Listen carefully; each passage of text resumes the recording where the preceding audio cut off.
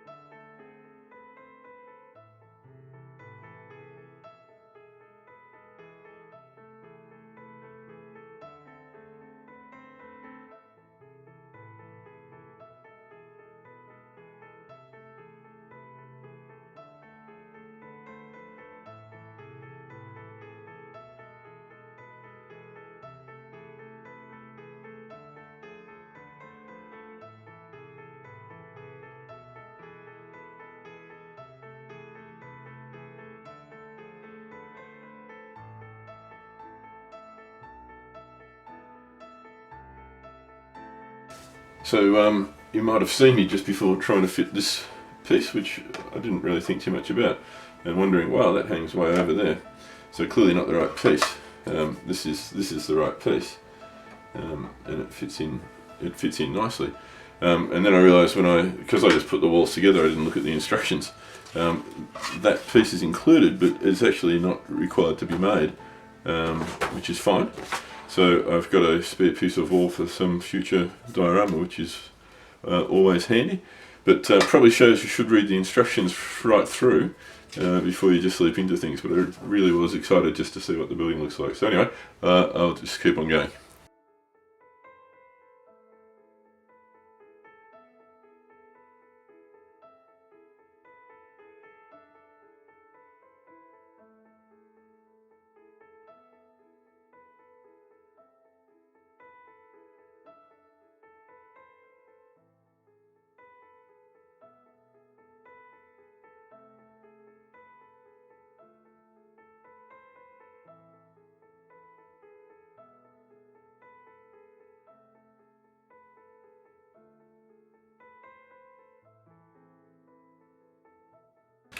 So I just want to talk about this piece again, and I know I keep coming back to it, but for me it's the most disappointing part of the entire kit, and I can see, aside from the fact I cut it out incorrectly the first instance, I just don't like the finish of it at the edge, and I don't know, maybe it's me. I just don't understand. Everything else comes together pretty well, and this just doesn't look very good at all.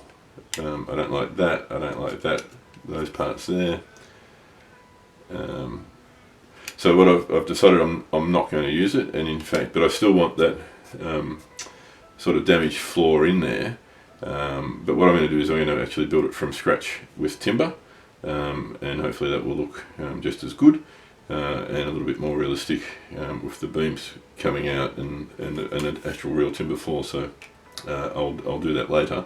But yeah, unfortunately, I just can't see it. I'll probably cut that bottom piece out to use underneath, but the rest of it I'll scratch build from timber, which hopefully will look alright.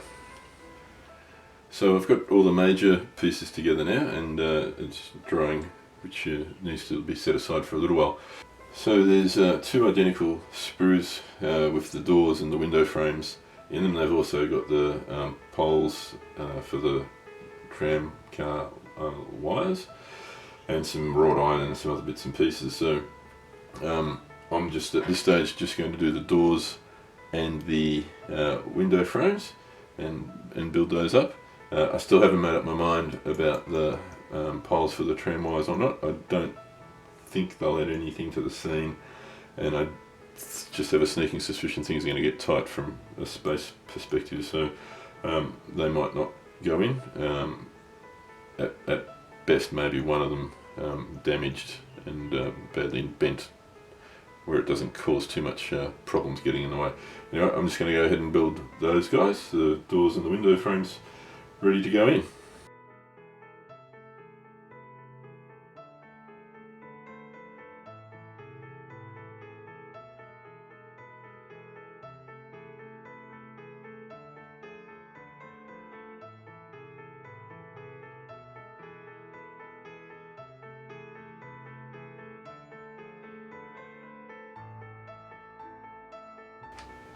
So I've just been continuing on with the filling around the edges, and also putting the frames in, and I couldn't find a way to film doing the frames and keep the whole thing in focus, because I found them quite difficult. The outside of the model was a little bit bowed in places, and probably my construction of it.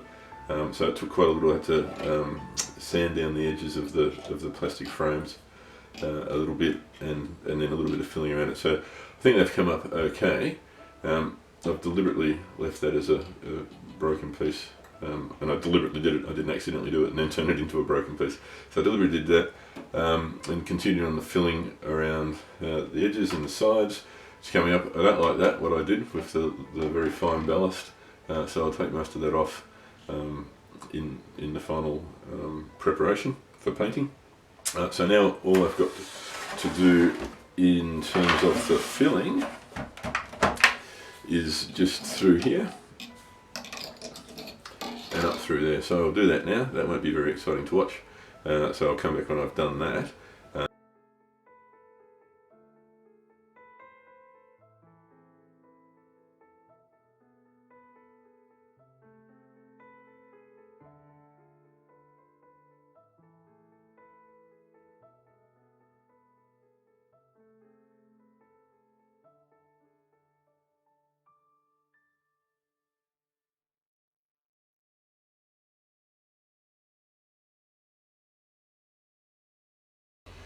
So I've filled all the edges there. Quite a lot of filling on this kit, and again I can't rule out the fact that I probably made some errors in putting it together. Still doesn't distract from the fact that I think it will come up really nicely when it's painted, but and you know, it's all good because it's a destroyed building anyway, so I think that will hide a few sins in the final completed product. But anyway, next is the bricks, and that'll start to build up the effect of the damage, especially out of this corner, where there'll be a lot of rubble down in this area, which is good, and we'll take it from there. So time to cut up the bricks. So as I said, I bought this packet of clay bricks, and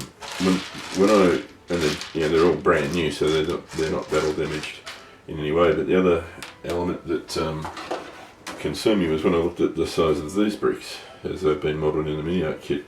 I mean, these bricks are gigantic in comparison to them. I'm not too fussed at analysing whether this is the right scale or not, because bricks can be any size, and homemade bricks in those days would have been non-standard. So there's a good mix of different size bricks here. For example, this one is about the right thickness. I'm less worried about the length than I am about the thickness. So I'm going to try and get a whole bunch around about this size, and then the offcuts from that should be good rubble. So I'll start doing that now. I've got a sort of blunt blade in the knife, and pleasant half hour ahead of me, I think, cutting these up.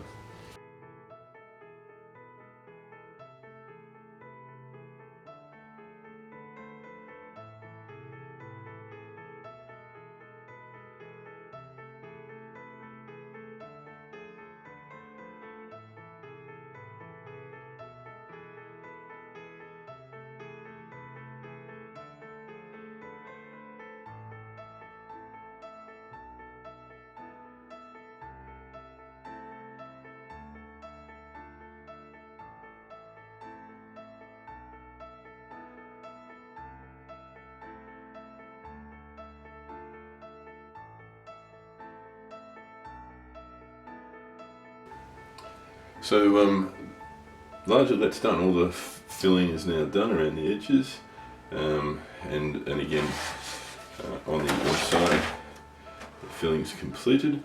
What I was doing last was to break up all my rocks, so I've ended up with a nice little collection of damaged rocks and some finer powder and small broken up pieces, and then with the really little square rocks I just belted them with a hammer. So that's given me a mixture of some broken rocks and powder and the like, so that's all good, and that'll be scattered around the inside and the outside. The other thing that I've done in the meantime, just to keep things ticking along, is to cut the timbers for the inside, deliberately with some distress, and I'll bash this up a little bit more along the way. So I need to put those in, and then the final pieces before I prime it all are the fence pieces, which go along there.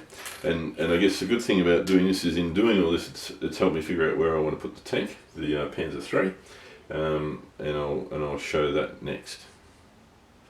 So as I said, all the preparation for the rubble and debris helped me to figure out where I wanted to put the Panzer III, and in fact I've decided to swap it over. Instead of having the Russian tank here poking out and shooting down the street, I'll have the Panzer III here. So my thought is, it was coming along the street, came under fire, tried to swing a right hand turn to get under cover, disabling shell hit it,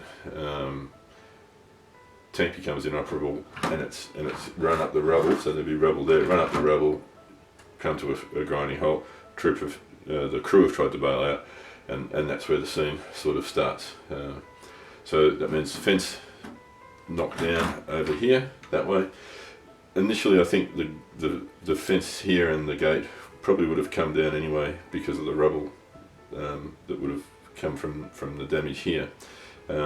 So I think I'll have that already down, and this part of the fence sort of on the way down as a result of the tank taking out the posts there. So that'll be good. So fence down, rubble all over the place, and then at lesser degrees on either side, and then put the timbers in the back. So that's the next bit that I'll do, and that's as much as I want to do. Then I'll prime it, and then I'll put it to the side, and get on with building the T-34.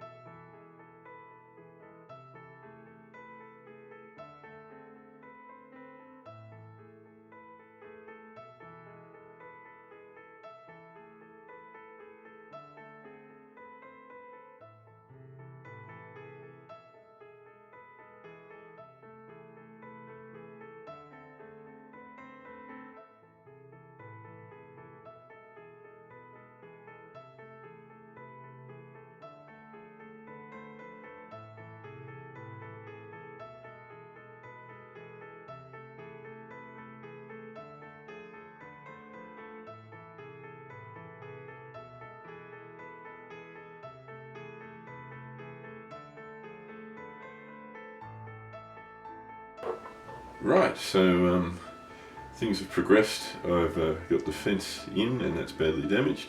And when the bricks, firstly when the bricks fell on it and crushed the gate, and then when the Panther 3 tried to take the corner and didn't quite make it.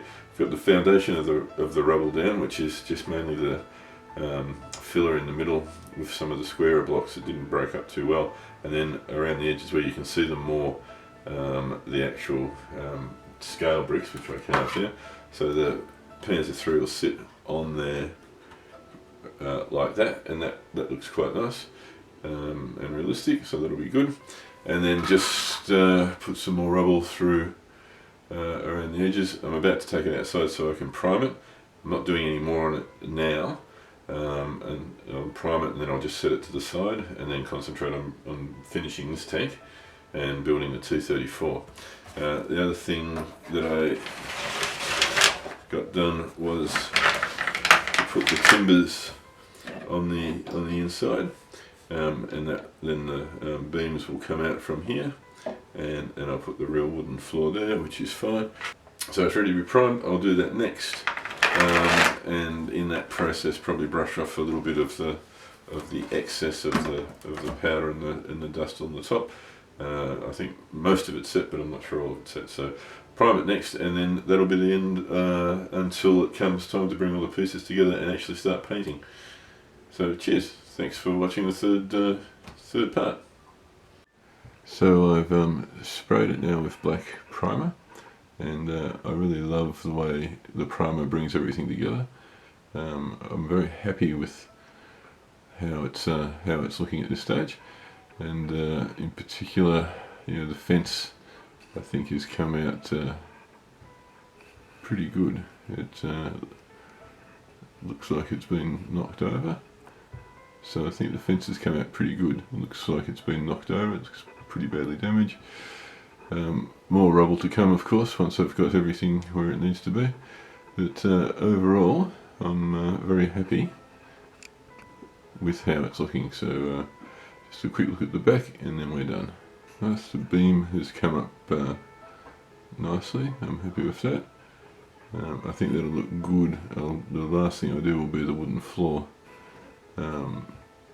But I think the damage on those looks good, and I think the rubble on the edges has helped bring them together and conceal some of the sins of the maker, perhaps.